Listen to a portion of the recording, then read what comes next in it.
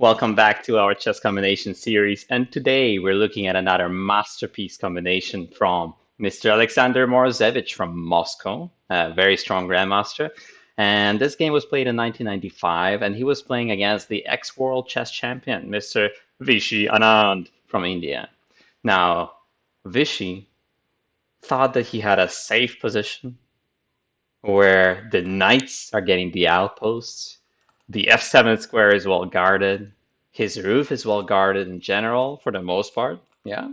And he can stick the knight into the outpost as he innocently does. He says, "Oh, it's okay. How could you checkmate me with such a knight? It's so nice." And it's true. The knight is nice. But what if we get rid of him?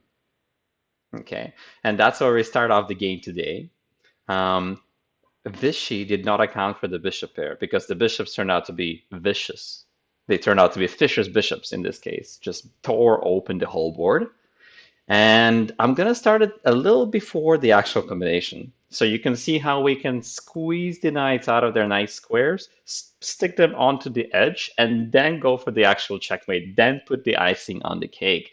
First, we have to prepare the attack. So we got all the bishops ready to go. Let's start to fire. Boom. Anand's like, what? I got like all my pieces on that one square. I got my bishop, my pawn, my knight, my queen, my rook, everything facing c4. What are you doing? And Alex says, come and take it then. What are you going to take it with? Are you going to take it with the knight so I can take your knight and then collect your other knight too and win a free piece? Or you want to take it with your queen? Bzz, doesn't work. You want to take it with your pawn, don't you? But what about your knight? What then? And that's what happens in the game. Because this guy is stuck, he has to run back home. He doesn't have any good squares. He's dominated, right? He's got no support anymore. Okay, if you try to support him with the bishop, I think bad things are gonna happen. Okay, for starters, this looks good because let's say you take with knight. Okay, rook takes, bishop takes, queen takes, and I got two minors for a rook, which is a great trade. Okay, so that's the simplest. Probably there is even more. All right, for that reason, he said, "Wait a second, wait. I'll run away from you. I don't know. I'll put a knight somewhere else." And he tries to run away, but where does he have to go? Okay. Knight d5 probably gets met with queen e4, and the queen's coming in. And then all the combinations begin, just like in the game. Knight e8, same thing. Knights on the rim are always grim. Knights on the side are never bright. After queen h4, boom, checkmate's coming very soon. All right.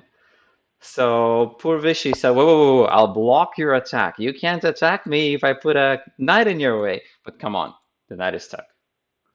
Who will protect him when Alex goes here? Who? He can't go here. He's completely dominated. This is a restraint pattern. We restrain the knight. He doesn't have this square. He doesn't have that square. He doesn't have this square. The only one who can help him is the pawn. But once this guy is gone, all the support is falling through. This knight is hanging, is iffy. The bishop is the only one left to do anything to help out. These rooks are not in the right side of the world, whereas my rooks are. My rooks are doing great. Queen is great. Knight is great. Bishop's great. Bishop is also great on b4. Everyone's ready to fire. So I'll give you 3 seconds, and feel free to pause the video and try to find the actual icing on the cake, the actual combination that ends the game. You're white. 3, 2, 1. If you said knight takes g6, you're right. Correctamundo. Out of nowhere comes a sacrifice. And I shouldn't say out of nowhere because it was all coming. All the pieces were ready for it. These guys were not. So it makes sense that this move works. All right. Can you take it properly? Not really. Okay, if you take that way, I'll pick up your bishop. And if you take this way, then the game happens. If you don't take it, your knight is hanging. Okay, so you have to take this way, no choice. And then Morozevich said, whoa, what about your pawn? What about this guy? Who's saving him? Do you want to take back? But what happened to your bishop? If you don't take back, I take your knight again. So Vichy said, fine, I'll take. But then the bishop falls. This guy's falling, this guy's falling. We're getting 3 pawns for our piece on g6. Okay, because we gave up a knight and a bishop, so it's a double bishop and knight sack. But we got their bishop and we got the whole roof. These three pawns are worth more than one piece.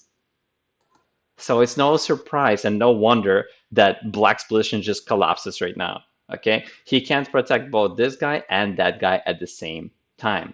He tries to help with Queen of 7. He tries to hold everything together because let's say the knight goes away, right?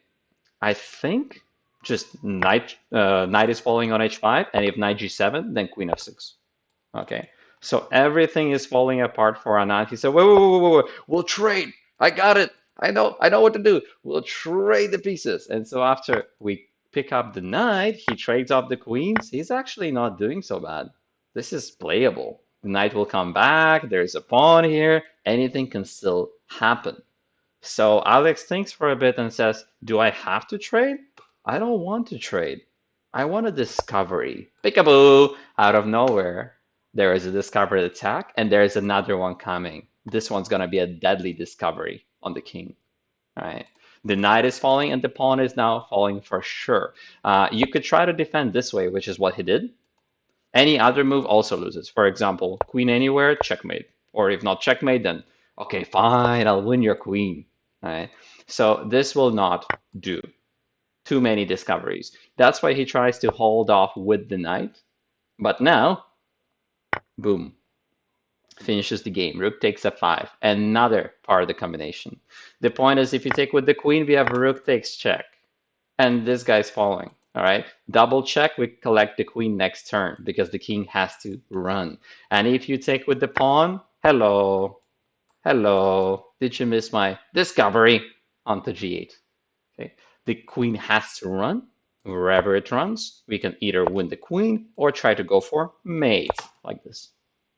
Okay, either way, nothing they can do. So a beautiful, beautiful combination that rested on kicking out the knights to be awkward on the rim or poorly protected.